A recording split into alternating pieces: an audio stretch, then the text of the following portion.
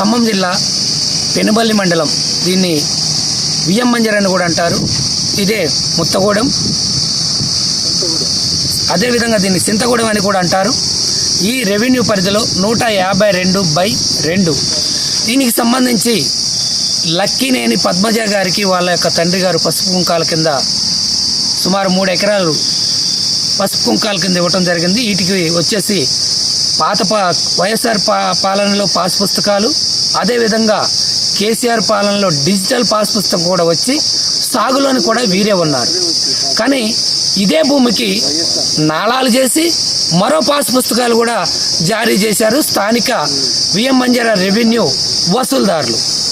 తప్పుడు నివేదికలతో, తప్పుడు సర్వేలతో నాళాలు వచ్చే విధంగా, రిజిస్ట్రేషన్లు చేసే విధంగా, ఒకే భూమికి మళ్ళీ 2 పాస్ పుస్తకాలు ఇచ్చే విధంగా చేసిన రెవెన్యూ వసూలుదారులు గత మాజీ విఆర్ఓలు, ఆర్ఐలు, సో అండ్ సో. అసలు ఏం జరిగింది? వీరు ఈ భూమి పాస్ పుస్తకాలు ఉండగా, ఈ యొక్క భూమిలో సాగులో ఉండగా ఈ యొక్క భూమిని వాళ్ళు ఎలా రిజిస్ట్రేషన్ చేసుకున్నారనేది ఈ యొక్క భూమి యజమాని లక్కినేని పద్మజ గారితో అసలు ఏం జరిగింది వారి మాటల్లోనే ఉందా. మేడం గారు నమస్కారం అండి. ఇప్పుడు మీకు ఈ యొక్క భూమి ఎలా సంక్రమించింది, మీకు ఎవరు ఇచ్చారు, ఎలా ఇచ్చారు, దీని మీద డబల్ పాస్ పుస్తకాలు, డబల్ రిజిస్ట్రేషన్ ఎట్లా అయింది పెద్దగా చెప్పండి. అక్కడ మా నాన్నగారు సింగంశెట్టి రామ్మోహన్ రావు గారు నా వివాహ నిమిత్తం పసుపు కుంకుమ కింద ఈ 3 ఎకరాలు ఇచ్చారండి. మా నాన్నగారు అయిన సింగంశెట్టి రామ్మోహన్ రావు గారే దొంగతనంగా వేరే పాస్ పుస్తకాలు సృష్టించి నాణాలు చేసి వాటిని అమ్మడం జరిగిందండి. ఇప్పుడు ఇవన్నీ కూడా మేడం ఆల్రెడీ అమ్మిన తర్వాత కూడా ఇళ్ళ ప్లాట్లకు కూడా అమ్మారు. వీటిని ఇళ్ళ ప్లాట్లుగా అమ్మారా, మళ్ళీ వాటి మీద కూడా పాస్బుక్ ఉందంటున్నారు? ఇళ్ళ ప్లాట్లుగా అమ్మి మళ్ళీ వాటికి దొంగ పాస్ పుస్తకం తీసుకొని మళ్ళీ అమ్మడం జరిగిందండి. ఇప్పుడు మీకు ఇచ్చింది 3 ఎకరాలు మేడం, ఆ పక్కన కొంత ఉందన్నారు, దానికి కూడా మళ్ళీ పాస్ పుస్తకాలు ఉన్నాయి మేడం. ఇప్పుడు ఆ పాస్ పుస్తకాలు ఇండ్ల స్థలాలు ఉన్నటికి కూడా వ్యవసాయ భూమిగా పాస్ పుస్తకాలు ఉన్నాయి. తీసుకున్నారండి, మా నాన్నగారు తీసుకున్నారు. ఇప్పుడు మీరు ఏం కోరుకుంటున్నారు మేడం? డబల్ రిజిస్ట్రేషన్ క్యాన్సిల్ చేయాలండి.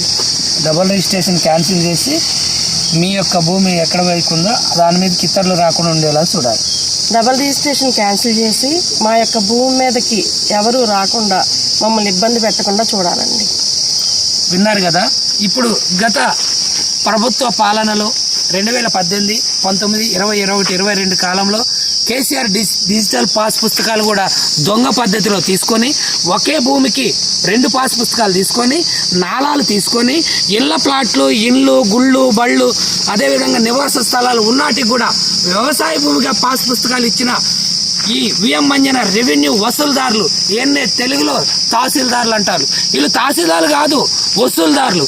గతంలో ఉన్న ప్రభుత్వం ఈ విధంగా మంది స్థలాలన్నీ ఇలా రాసి అప్పనంగా సంపాదించుకొని ఈరోజు అనేక ఇబ్బందులు పెడుతున్నారు ఎవరైతే అసలు పట్టేదారులు, అసలు అనుభవదారులు ఉన్నారు. కాబట్టి తక్షణమే ఇటువంటి వసూలుదారులపై, తహసీల్దారులపై, తప్పుడు నివేదికలు, తప్పుడు సర్వేలు ఇచ్చిన సర్వేర్లపై కూడా చర్యలు తీసుకోవాలని బాధితులు లక్కినేని పద్మజ గారు వారి యొక్క ఆవేదన వ్యక్తం చేస్తున్నారు.